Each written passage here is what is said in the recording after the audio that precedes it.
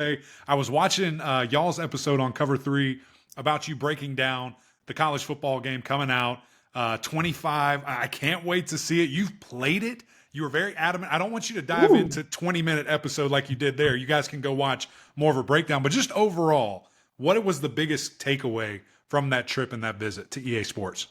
So I've known a lot of those EA guys for a while, and I think they were pretty adamant, like, this is not a Madden reskin, and like they were right. Like it is a real different game than Madden.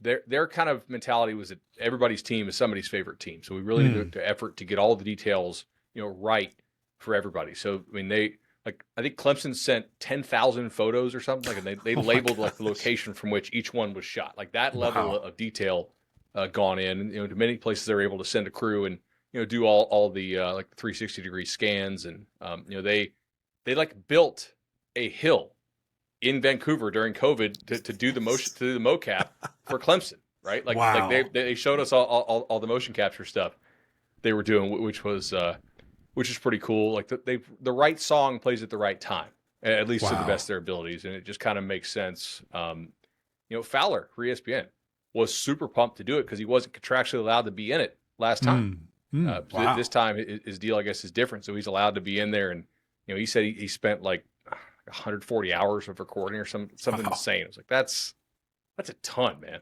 Yeah. So I just think like the realness, and I think they try to capture like what makes college special. They said it's 134 different playbooks, which is wild. And there's a lot of schemes in college you just won't ever see in the NFL. It's like, how do you replicate that? Like, how do you make the variations in hash mark alignment matter?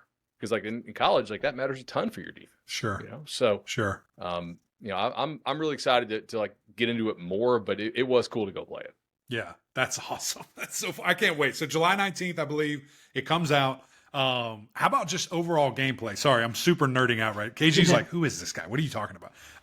How was gameplay? I mean, I guess Madden is what we have, right? Or 14 if you want to go way back. I mean, is it smoother, slow? I mean, what's the vibe? It's a lot smoother. I think that the big things are the run game makes sense. Like if you run outside zone like you're running power, it's probably not going to work. Like you actually have to run the run schemes like they're intended to be blocked. Now, granted, like if some guy gets blown up, you got to be able to be good on the sticks to make it work. But I think there's actually more strategy in running the ball. But if you do it right, I think it's largely pretty effective. The read option stuff is not quite the cheat code that it used to be. Also, they switched up the defaults.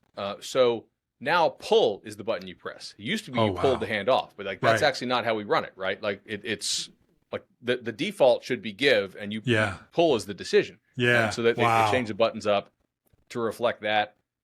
Also, you can't just put like a million 5-star freshmen with 90 speed in and expect to win, because for some of these guys, the routes won't show up. Right? They're like, I'm a freshman. What do you mean it won't show up? They forget the route. Like you'll have to remember what button this guy was because his icon won't be there, or like he may not run his route. Yeah, like so the age of the player matters a lot too. In this, which it does in regular college. Awesome. Like 18-year-olds make mistakes, a lot of them. Wow. So it's pretty detailed. Dang. But they've had 10 years to work on it, so like it better be right. Like better be good.